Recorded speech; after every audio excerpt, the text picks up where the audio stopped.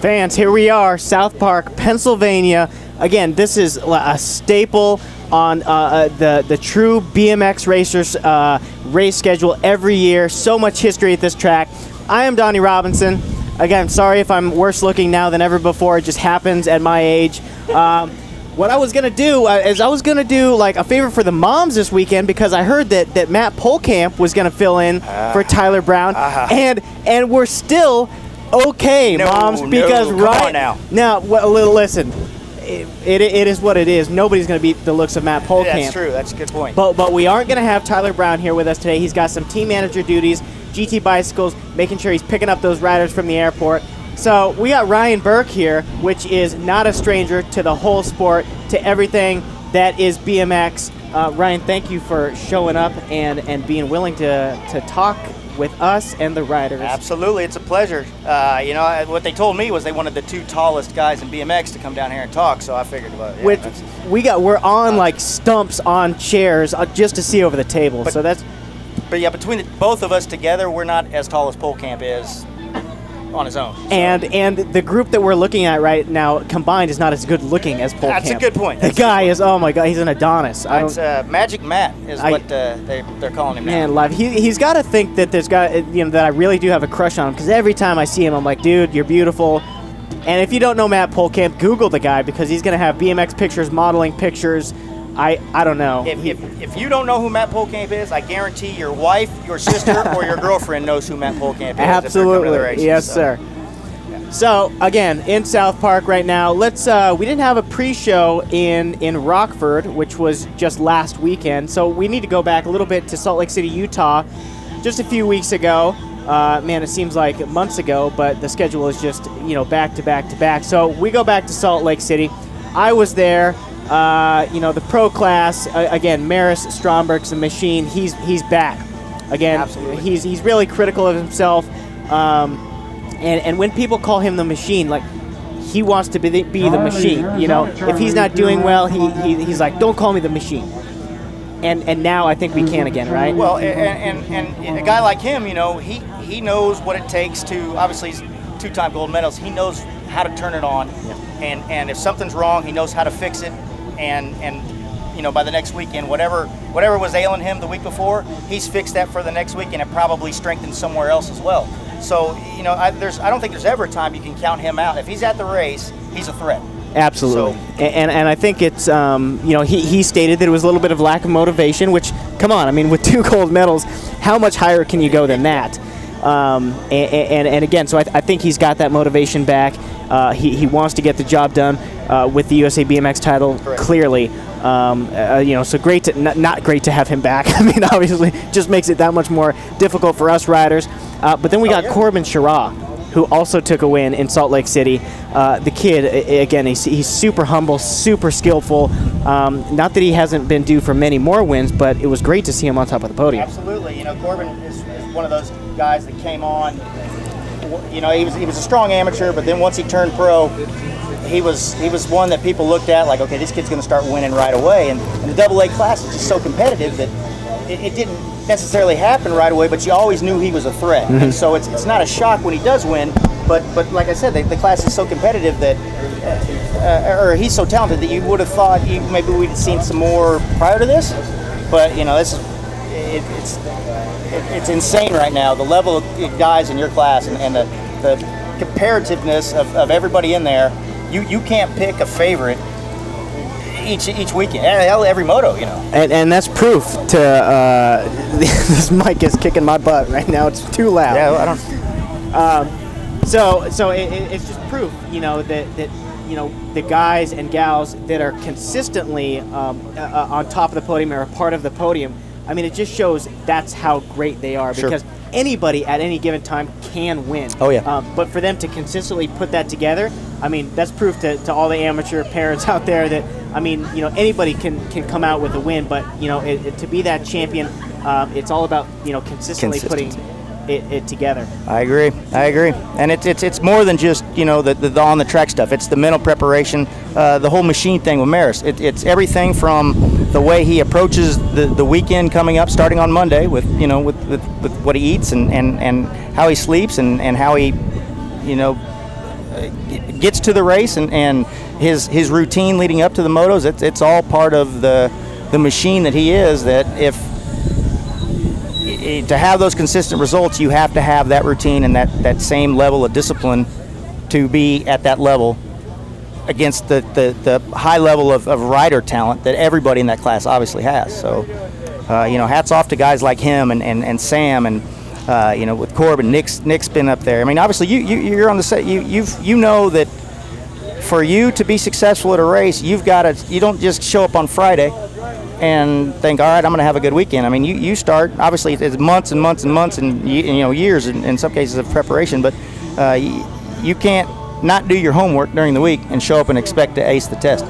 Exactly, and that's with teaching camps with Jason Rogers. That's exactly one of the things he points out. He's like, well, you don't win the race on Friday. You win that, the week prior, the months prior, all that preparation.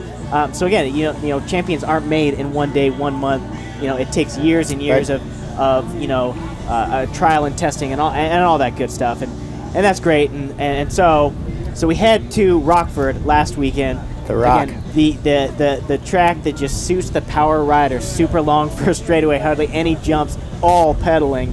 We'll start with the girl pro class. I know that Dominique had a win, I believe, on Saturday, and Amanda Carr got one on Sunday, coming out on Sunday, which was great. I know that Danny George also put in some consistent results over the course of the weekend. The men, again, David Herman. Right? He's on fire. We can't, again, he's one of those humble, quiet guys that just sits in the shadows kind of and does his own thing and really, puts it out on the track when it matters most. And this year has been one of his best years ever. And I think Herman, one of Herman's big strengths, obviously he's a small guy like us, but I think his biggest asset, other than the fact that he's got incredibly fast feet and can ride the heck out of a bike, is mentally he's strong enough to, if he has a bad day on Saturday, he can still come back on Sunday and win. And I know a lot of people that aren't strong enough mentally that myself, you get off to a bad start and it's hard to shake that off and come back, for the next moto or if you have an entirely bad day on Saturday, you're pretty much done for the weekend in most people's cases, just because mentally you're against yourself. But he's one that I've seen time and time again that can do bad on Saturday and then come back and win or podium on Sunday. In that class that we talked about is just insane, and loaded talent-wise. So that's what impresses me about him. And obviously at Rockford, he was doing some Kyle Bennett stuff out of lane 8 where he just stayed out there and muscled and ponied everybody and railed the first turn. And I hadn't seen anybody do that since Kyle, so that was impressive. Exactly, and I was going to reference Kyle as well because he was one of the true champions that was able to, do terribly on, day number 1 and come back and completely kill it on day 2. Win every lap. Yeah, it was the kid is. I've tried to model myself after him because he did it so well and just the way he attacked everything and his perspective was amazing. And again, we see that Herman has that same ability. And then we have Kurt Picard, another one of the Haro fantastic race crew members. Haro was on fire. That they have been killing it this year. I mean, Kurt Picard, New Zealand. We hate having him over here because I said it yesterday in the clinic we did here, and I'll say it again. He's one of, if not the fastest guys down the first straightaway, and if he's not in first, it's because his chain broke or he forgot to put his pedals on. The guy is just unbelievably powerful and explosive, and technically sound, and he was able to get it done in Rockford, which was no surprise. And another, humble, nice guy. He's you could just tell he's happy to be in the situation he's in with support from Haro, be in America, living the dream, racing on the circuit, and he's always smiling. He's always say hi to you, even if he doesn't know you. He'll wave and say hi, and just another one of the good guys in the sport that is what's great about BMX and the pros and how approachable they are, which is you don't see that in every sport. So that's something we got to be proud of here. Absolutely. So that's it. Again, we're in South Park. It's a little breezy. I think it's going to be that way all weekend long, but the temperature is perfect. And I think we're going to stop with our first commercial break, and we get some guests in here. USA BMX is the world's largest sanctioning body for the sport of bicycle motocross racing. Every week, riders from age 2 to as old as 60 are racing BMX at a local track. With skill levels including novice, intermediate, expert, and even pro, there is an opportunity for everyone to compete. With over 400 tracks in North America, you are guaranteed to find a track in your area. All it takes is a bicycle and helmet to get started. BMX is the only action sport in the Olympic Games. For more information and to find a track near you, visit usabmx.com and get started today.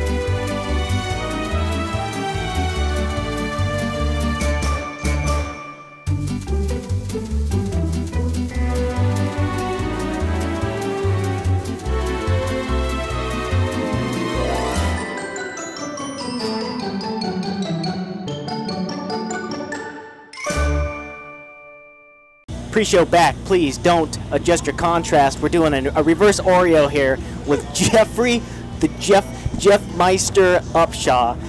This guy passed me in the main, not in the main. I didn't make the main last week. But he passed me. What did you pass me in the semi? Semi. He said, yeah. Ooh. Which is whatever, right? Like if he's anywhere on the track, he's gonna pass you. Or, He's coming. He's coming. The guy is amazing technically. Skills, one of the best, I would have to, everyone could argue, of all time, you would think. Jeff, man, what, I don't even want to ask, like, how your season goes. Like, I don't want to just do the regular questions, you know? Like, but what's up? Like, talk to the people about you. Oh, man. Well, the season for Jeff Upshaw, we can start it off traditional. Just getting back in the swing of things, you know? Wait, but why don't you back up and tell us about the ride to Rockford? Why don't you get to that point before you even get to the track? Oh, my goodness. Yeah, yes, Just recently heard about this. Just a crazy weekend last weekend. Started the trip to Rockford on a Thursday, man, and had gotten into a car accident on the highway. Ooh. Survived that one. Which is great, because... Yeah, we ended up surviving that. That's always a plus. Headed into the race weekend with a lot on my mind, you know, as far as being able to make it there. Not being dead. Yeah, That's after being a part of an intense accident. So totaled the car, right? Yeah, totaled the front of the rental car. Thankfully, everything was taken care of. But made it to the race weekend. We just had a little bit of trouble thinking correctly about what I was there to do. Well, so let's speak to that a little bit, because that's different. I mean, us BMXers, we're all in our own world. We go to the race week in, week out. It's the same routine, same everything. But when you experience something like that's real life, you know, a car accident that could, you know, potentially take that life that we take for granted away from you. I mean, you know, you were there to race, but obviously there were more important things in your mind, like being grateful to be alive and just experiencing, I guess, you know, not wasting your every moment. There was. I mean, it definitely changed the perspective on thoughts of feeling kind of invincible when traveling. Sure. So, you know, we got through the accident well. Nobody was hurt, thankfully. You know, the race weekend was just more of a blessing to be there again. You know, it was like a awakening for myself. So being back up there and being able to get in the gate again was awesome. You know, not too many people get to walk away from any accident, let alone one on the highway. Right. So yeah, it was just a reawakening for me. You know, to be able to be out there and really realize what I do for a living. You know, so the weekend didn't go as I would like it to, if I liked it to, but you know, I rode fairly well, made the semi, and you know, for me, this is a journey. You know, I turned back AA this season, and the class is faster than ever. So it's just been a mountain to climb all year, and I'm happy to say I'm here at another stop and able to try it again. Well, in Rockford, you know, we talked about your skill set earlier, and the type of rider you are is obviously very technical and very skill oriented. Donnie mentioned earlier, Rockford is a drag strip and it's a power pedal track. It really doesn't suit your style, especially in that AA class. Now we're at South Park, and I've seen you have some incredible laps here, whether it's as a 15-year-old amateur or you know, A Pro, AA Pro, whatever it was.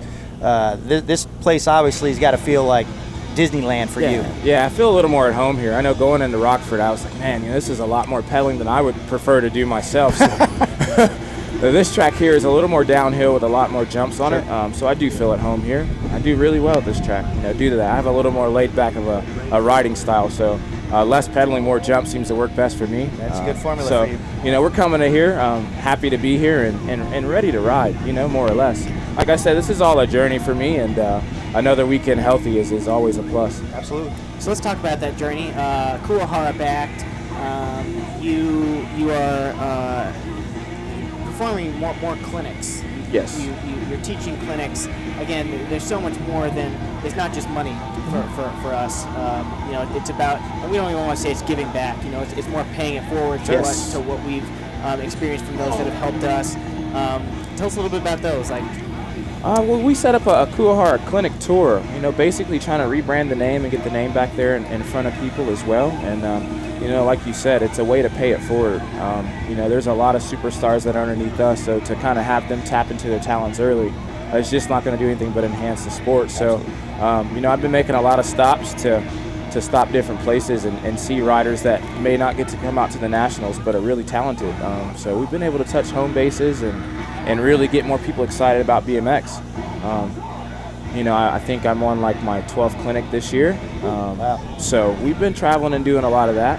Just keeping myself busy as well. The more tracks I can touch, the more it's going to help me. And also just, passing on the knowledge, That's one thing that we're all gifted to do, is pass on the knowledge that we receive. So we're just paying it forward, And how many stops you got left?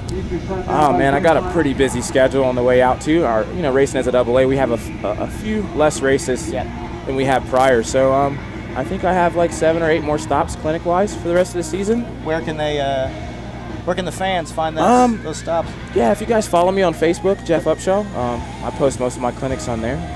I got a few stops that I had to reschedule, like I'll be back in Nashville here in a few weeks. So you guys just check out Facebook, and you guys can stay in contact with what's going on. And at any point in your clinics, do you just look at the kids and go, just do what I do, and all of them just kind of roll their eyes and go, gee, how that Yeah, that's the goal. The goal is do what I do just what I do. But well, if that were the case, I'd join the clinics. exactly. I want to find out what he does. It's that easy. All right, pay your $25, and your next Signed week you up. can manual the whole last straightaway. That's how it works, guys. Well, so again, these clinics, again, the accessibility to us at the races is great for kids, parents to get to know us, because we are here to race, and it is tough to separate that from fan interaction. So clinics are a great way to kind of see our personality, and again, like if you've never met this kid, it's one of the most nice, humble guys you'll ever meet. Definitely Big Jeff Upshaw, his dad, learned it from him. Great family, a great base, and again, the kid's amazing out there, and he's amazing with the parents and the kids. Yeah. Fan favorite for sure. Appreciate it, guys. All right. I think Jeff Upshaw, anything left for this weekend? What are we going to give? Oh man, I'm just ready to see some great racing and get out here and race myself. So good luck to everybody that's watching, and tear it up. All right, commercial break number 2 coming right now. We got a good-looking guy coming back next.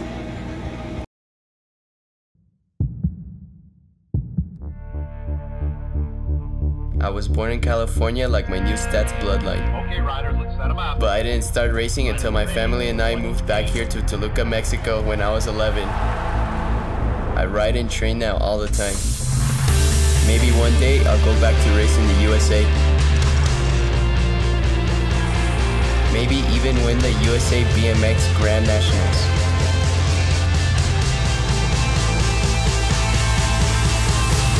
My name is Andres Aviles, but they just call me Cheeto.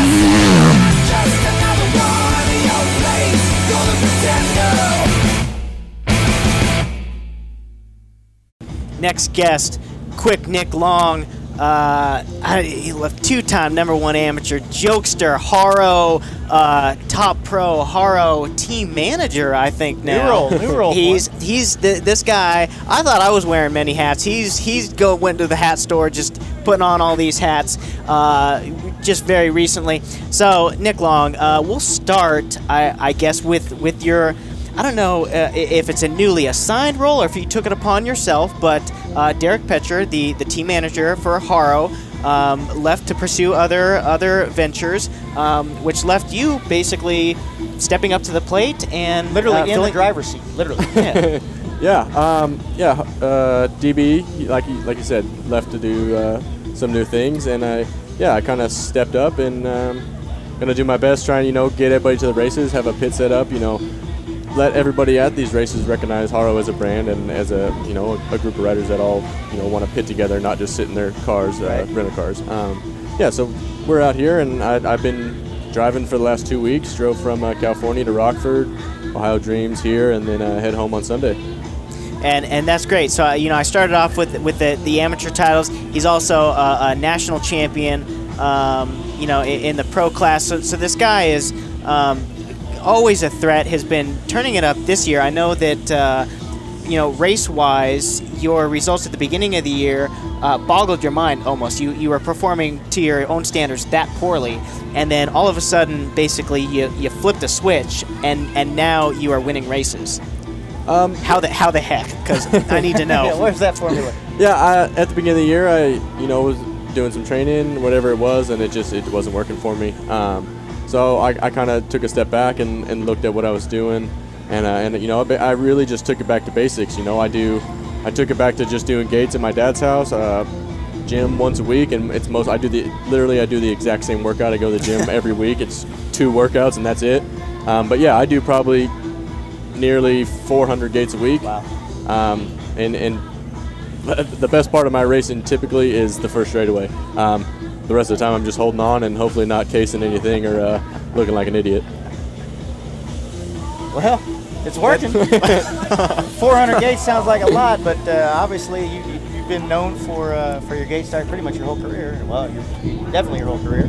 And if that's what works for you, it may not work for Donnie, it may not work for Sam or Maris or whoever, but you find that formula and you run with it, and here you are. You've got the Olympic thing under your belt, which, by the way, I feel completely out of place sitting here with two U.S. Olympians, but I'm honored.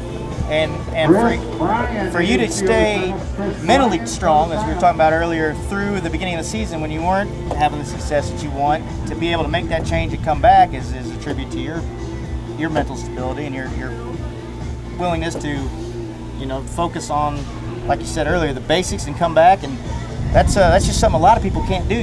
They get off to a bad start, the slump just keeps going downhill, and you don't hear from them for a while. But you, my friend, are, like Donnie said earlier, you flipped the switch. Yeah, that probably got turned up a bit, but yeah, I don't know what it was, but yeah, just I kind of quit listening to other people, basically, whatever. Was it me? Was I like feeding? Was the stuff I was feeding you like affecting your racing? They're like, hey Nick, you're no good. You're gonna blow your gate. Yeah, maybe that's what drove me a little bit. Dang it!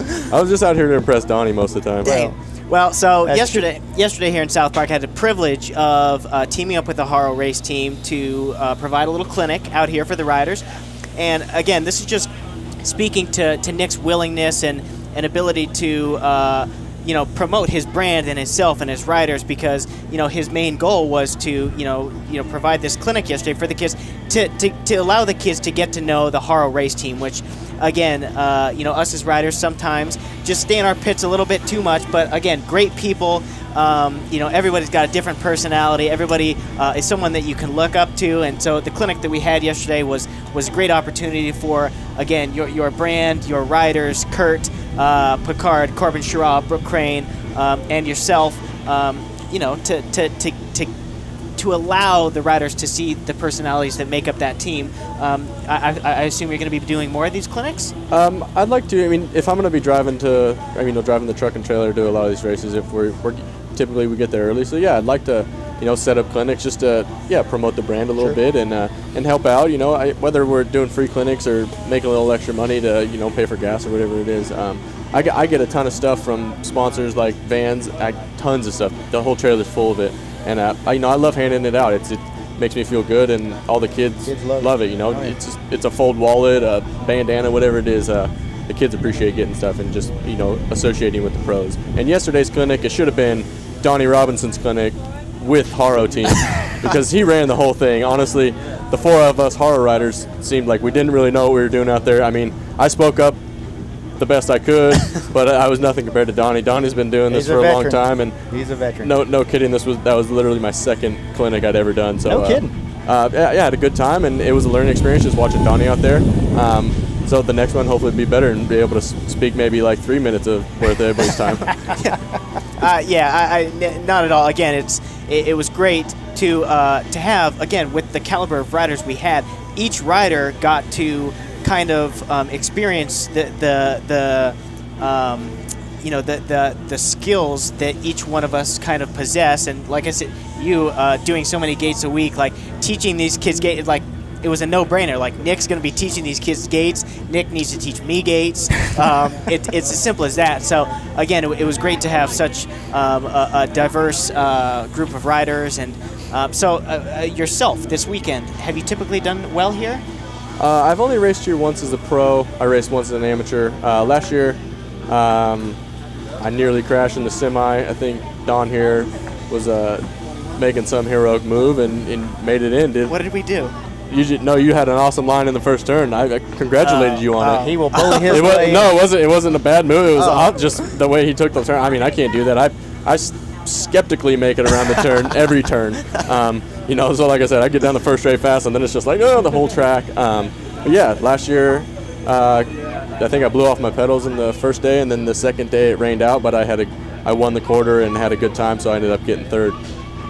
All right. Oh, that's right. I did it on time last year. I remember. Yeah.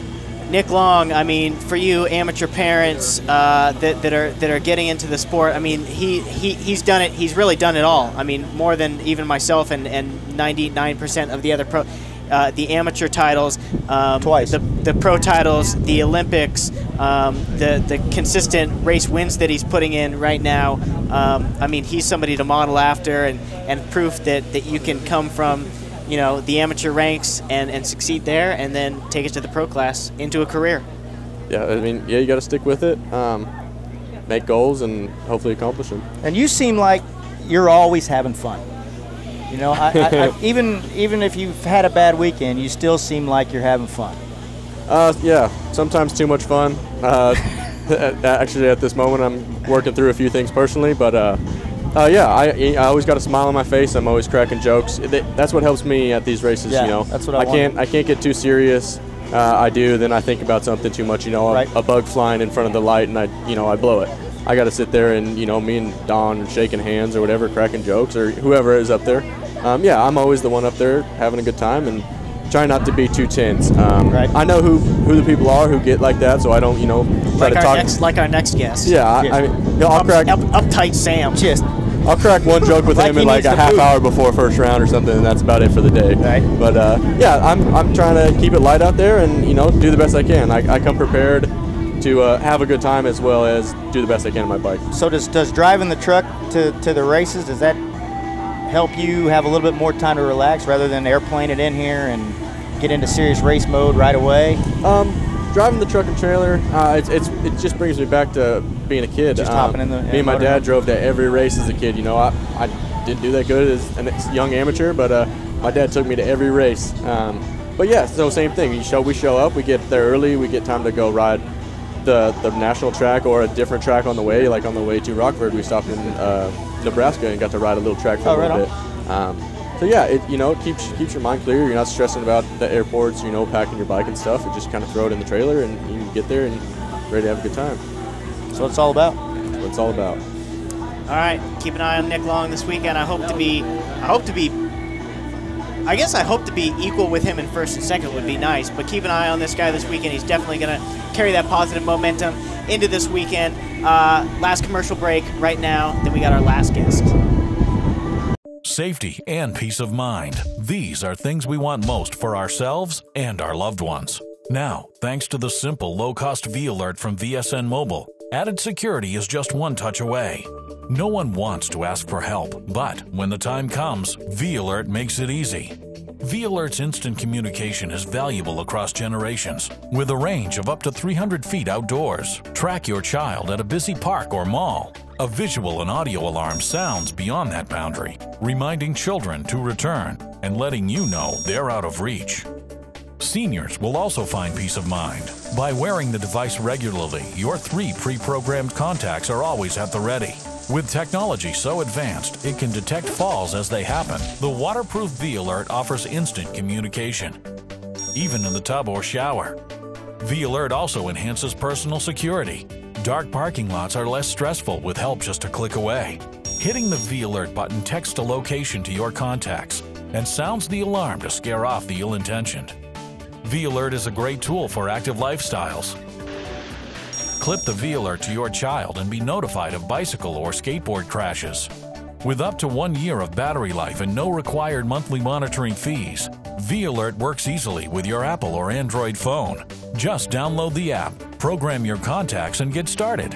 V-Alert. Put peace of mind in the palm of your hand. Learn more at vsnmobile.com.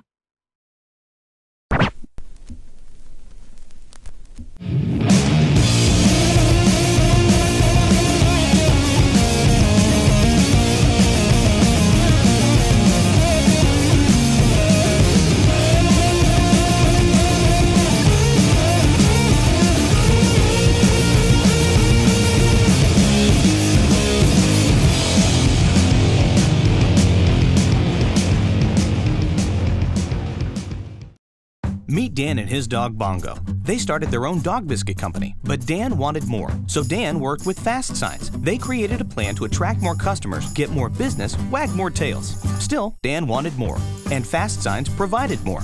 Fast Signs help with digital displays, mobile marketing, merchandising, fleet graphics, and more. Now Dan has more sales, more locations, more of the good life. And more is exactly what Fast Signs delivers. More than fast, more than signs, more than 530 locations worldwide. Back with a guy that needs no introduction, Bubba Harris. Bubba. No. The champ is here. They're both champs. That's true. Samuel Willoughby.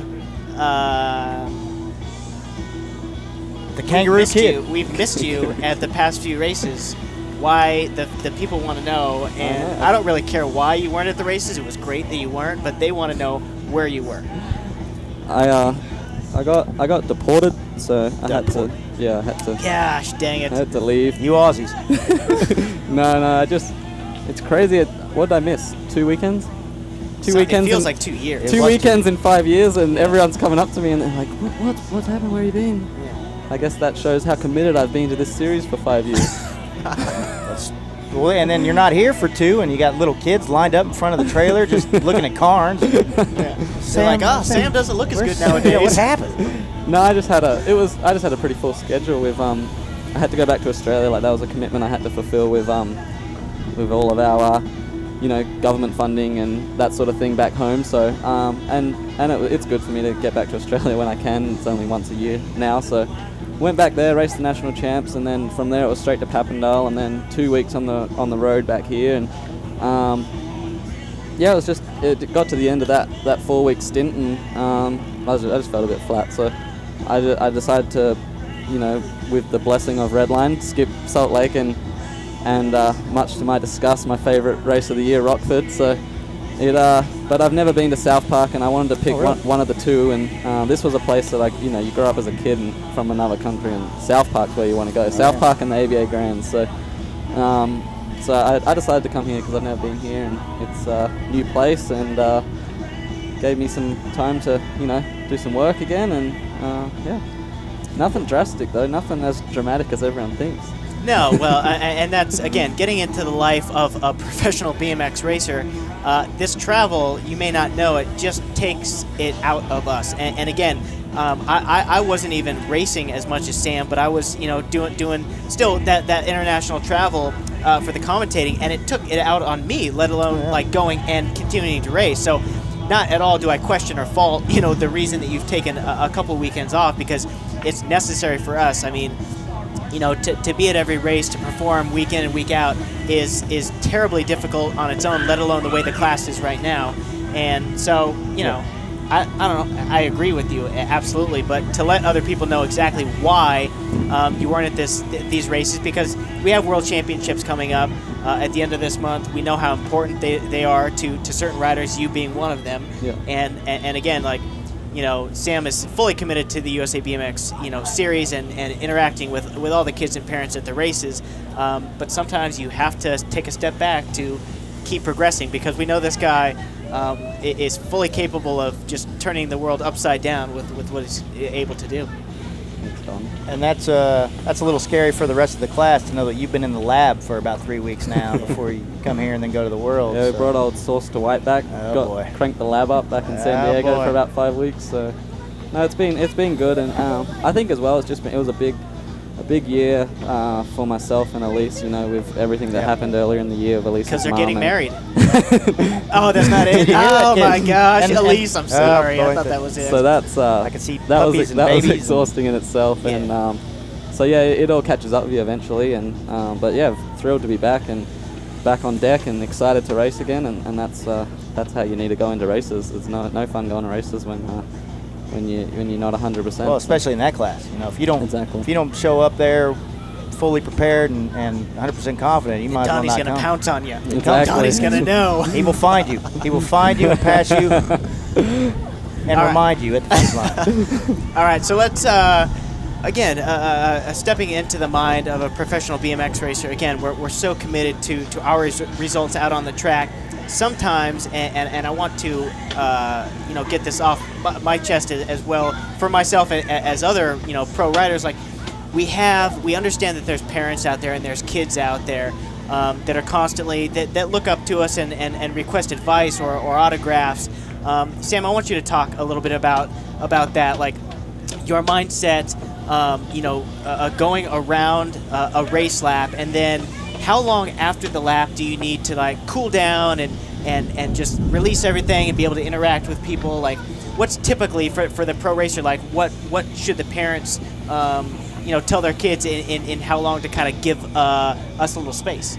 Depends how the race goes. Yeah. Right? Is it different if it's a good lap or a bad lap? Yeah. No, it's nice to have a bit of, you know, because BMX is such a maximal effort, and it's so short and sharp, and you're putting everything out there for 30 seconds, and so it's nice to be able to just roll out of the finish line area, spin down for a bit, and then we all go back to our trailers or tents, and you know, we'll sit there and sign autographs all day, give high fives all day, and especially towards the end of the day, it's you know, when it comes around semis and quarters and the mains, it's nice to have a bit of space so we can, you know, do our job, and but at the end of the day, that's part of our job as well. But yeah, I mean, out of respect, you always appreciate the kid that comes up for an autograph and you say, hey, can I have a couple of minutes? He goes, yeah, no worries, and meets you back at the trailer. And you know, I always take a little bit of extra care of them guys because they're respecting you as well, and you to do what you need to do to race. So. Exactly, and we all know that different racers have different personalities, and some will react to good and bad races differently. This guy, from firsthand experience, like, is one of the funniest, most outgoing. Like, he's Aussie. Yeah, like off the track, he's just fun and unreal. Like on the track, he sucks, and he's got an attitude, and he's Terminator. He's so tough to beat. My gosh, because of that attitude. But off the track, he's cracking the jokes. Was able to spend a little time with him at a USA BMX little fundraising, I guess we'll call it, event type of thing. So yeah. So let me ask both of you guys this, because you know you're basically married, and Donnie, you're married. What if you come off the line, whether it's a good race or a bad race, and assuming your girls aren't listening right now, what if it's a hot girl? Do you take the jersey off then and sign right away, or do you it's not little Billy that, you know, has got snot coming out of his nose and dirty uniform on? Becky. It's Becky, the hot. It's amazing how Becky can cure fatigue. Is that it? Yeah. Wow. It's incredible. So, good Becky. So, you know, there's high fives for Becky. There's jerseys. You want my jersey? High hugs for Becky. I need consoled. Can I cry on your shoulder? Yeah, personally, I don't if I have a bad lap, it doesn't. It doesn't matter. It does not matter. And the wife gets the brunt of the attitude. Oh boy, yeah. it's bad. So. Wow. Well, so the plan obviously for you coming up here, you got the Worlds coming in a few weeks. You're obviously you've said it many times that your focus and goal is to win the USA BMX title. Looking ahead a couple of years, can you continue at the streak that you're on now in terms of wins and performance and progression through that little race they're going to have in a couple of years?